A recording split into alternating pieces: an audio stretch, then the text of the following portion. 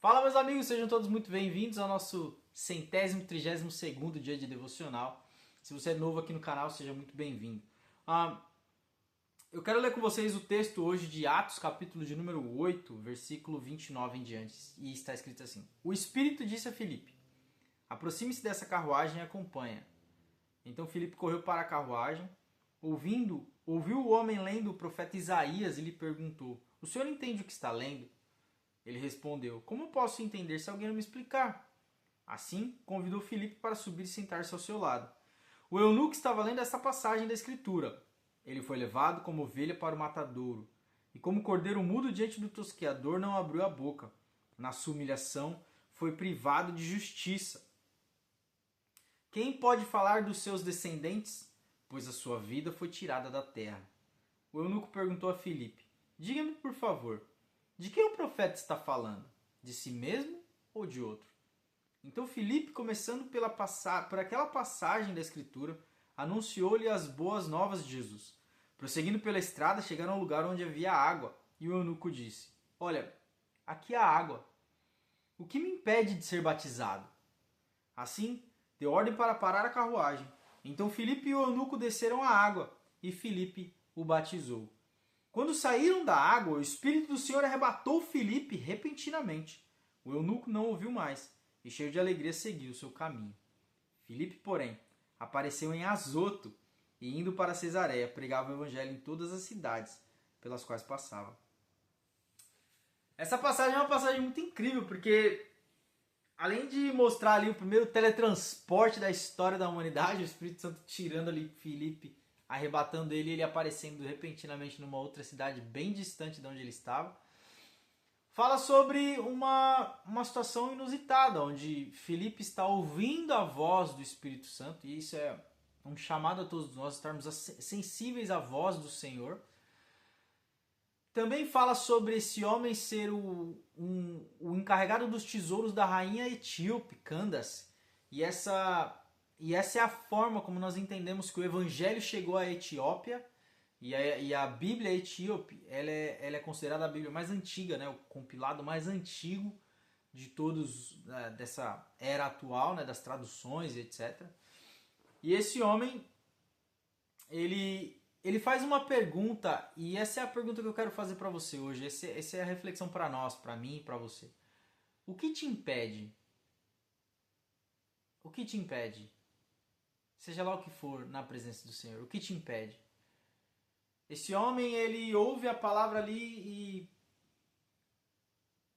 e por algumas horas, talvez, a gente não sabe o tempo que levou ali de explicação ou até chegar às águas que eles viram. Mas esse homem, talvez 1 hora, talvez 2, não sei quanto tempo esse homem ouviu Filipe falar do Evangelho. Mas bastou para ele algumas horas. E ele logo perguntou: tem água ali? Não foi Filipe que instigou, não foi Filipe que perguntou. O convite não veio de Filipe. A vontade, a sede estava no coração do etíope. Ele disse: olha, tem água ali. O que me impede de ser batizado? Hoje eu vejo que pessoas colocam tantos impedimentos para viver a excelência do Senhor, sabe? São tantas desculpas, são tantos impedimentos, tantas barreiras, tantos medos. Qual é o seu medo? O que te impede? Não estou falando só de batismo, porque às vezes você é cristão e nunca se batizou. Às vezes você entregou a vida para Jesus, mas ainda está na dúvida. Ou você nem ao menos entregou a vida para Jesus de forma correta. Você só vai para a igreja porque você gosta. Ou você nem está indo para a igreja porque você diz e você acha, ou você ficou chateado com maus testemunhos de cristãos ao seu redor, que nem alguns deles nem devemos chamar de cristãos, mas e aí você nem está indo para uma igreja porque você acha que você não precisa da igreja. Hebreus capítulo de número 10 vai dizer que você precisa continuar congregando. Você precisa encontrar uma casa.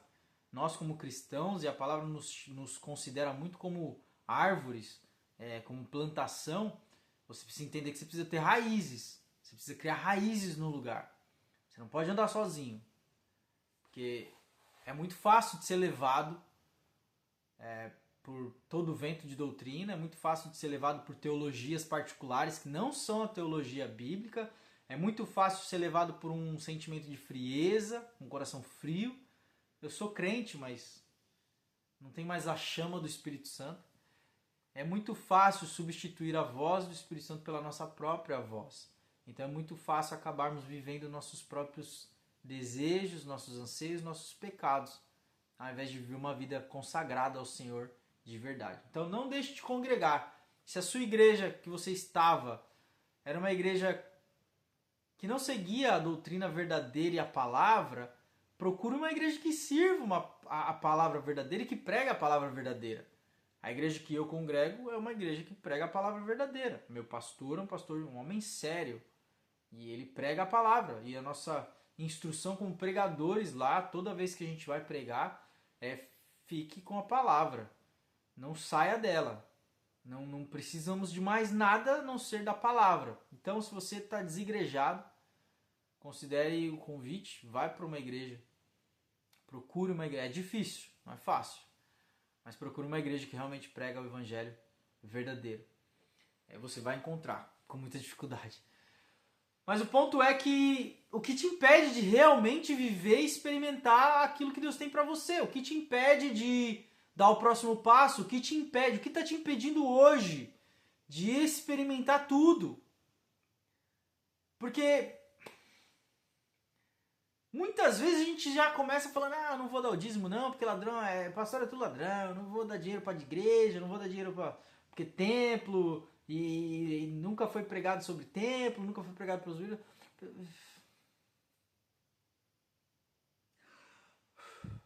Igreja somos nós. Igreja é o povo. A igreja que se reúne é a eclésia, que é a reunião dos santos. Então, é muito fácil falar, se reúne na casa dos irmãos. Tá bom. Até 10 pessoas dá. Talvez 15. Dependendo da casa do irmão, 20. Você realmente acha que é possível conseguir reunir 400 pessoas numa casa? Obviamente que não. Então a igreja precisa ter um lugar para se reunir. A igreja precisa ter um lugar para que a igreja como um todo mantenha esse lugar através dos seus dízimos. Então não é errado ter templo, não é errado ter igreja, não é errado ter um lugar para congregar. Não é errado. Mas a igreja primitiva se reunir em casas. É verdade. Mas Paulo, em suas viagens missionárias, plantou muitas igrejas que começaram em casas, começaram em sinagogas, começaram em lugares que já se reuniam, pessoas já se reuniam lá. E esses lugares foram crescendo de acordo com a igreja, como a igreja ia crescendo. Então, ao longo do período de perseguições, etc e tal, enfim, não é o assunto para esse vídeo, mas o que eu quero dizer é que você precisa congregar. E essas desculpas que você coloca para impedir que você realmente congregue num lugar, tenha um pastor com autoridade sobre a sua vida e te ajude na caminhada cristã, a melhorar e aprimorar a sua vida cristã, a se livrar dos seus pecados, alguém para orar pela sua vida, alguém para realmente cuidar de você. Todos esses impedimentos são balelas, são conversa do diabo, são engano do maligno que está aí corroendo o seu coração para que você seja impedido mesmo. Para que essa pergunta seja realmente para você. O que te impede de viver o próximo passo? O que te impede de se batizar? O que te impede de entrar para o ministério de louvor? O que te impede para pregar a palavra? O que te impede de ser professor na escola dominical? O que te impede de pregar para alguém? O que te impede de pregar no trem? O que te impede de pregar na praça? O que te impede de mandar mensagem para alguém falando Jesus te ama? O que te impede? Aquele homem ouviu a palavra por alguns minutos e ele já falou, o que me impede de ser batizado? E através desse homem é bem possível que através da vida desse homem o evangelho chegou na Etiópia. A revelação de Jesus Cristo como Senhor e Salvador, ressurreto, vivo e vivo para sempre, chegou na Etiópia através desse homem.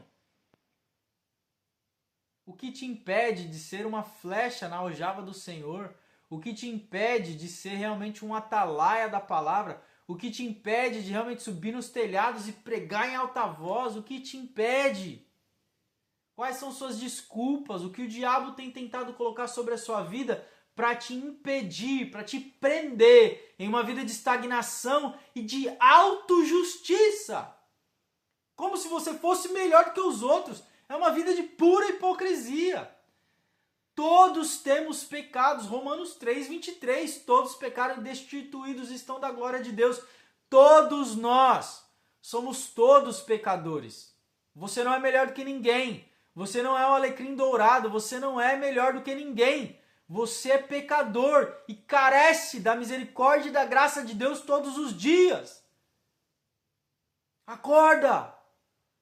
O que te impede de experimentar mais?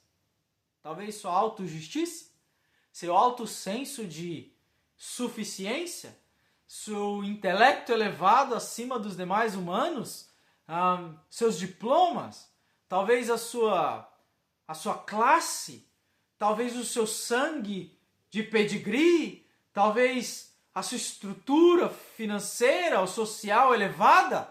Quem é você para se achar melhor ou mais digno que do que os outros? Você não é nada. Eu não sou nada.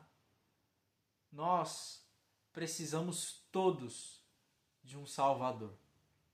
E só existe um Salvador digno e verdadeiro que pode nos salvar. Jesus Cristo, Senhor. Então humilhe-se hoje debaixo da potente mão de Deus.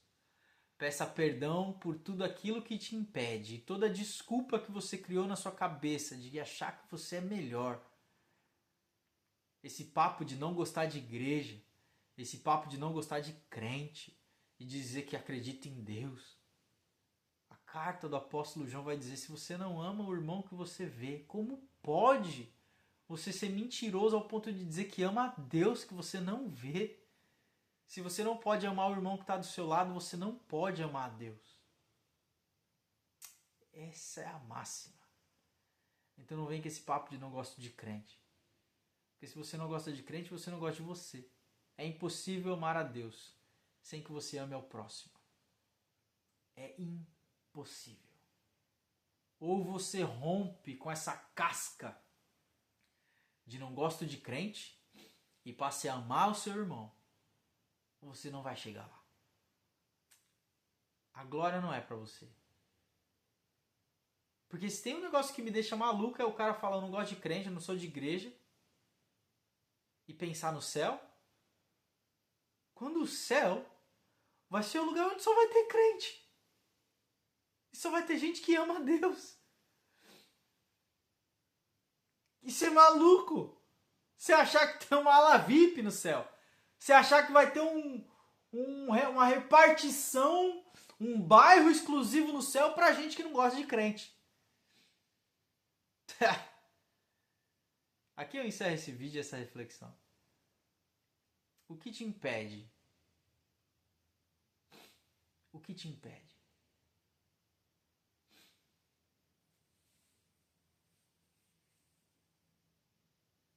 O que te impede? Pensa sobre isso. E rompe com isso hoje, para a glória do nome de Jesus. Deus te abençoe e até amanhã.